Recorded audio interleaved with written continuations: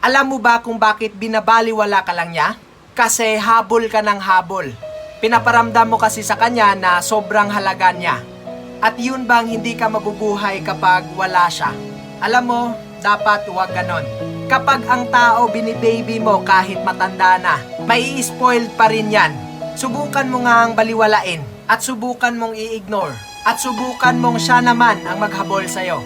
At subukan mo naman na siya yung gagawa ng paraan para may contact ka.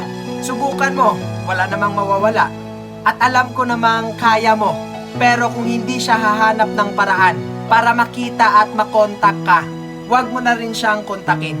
Kasi ang ibig sabihin lang yan, hindi na siya interesado sa'yo.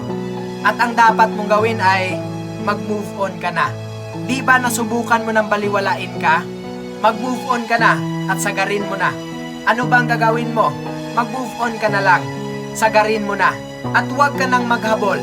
Tandaan mo, aso lang ang humahabol sa tao at hindi ikaw. Okay? Dapat mo yung tandaan. Amping.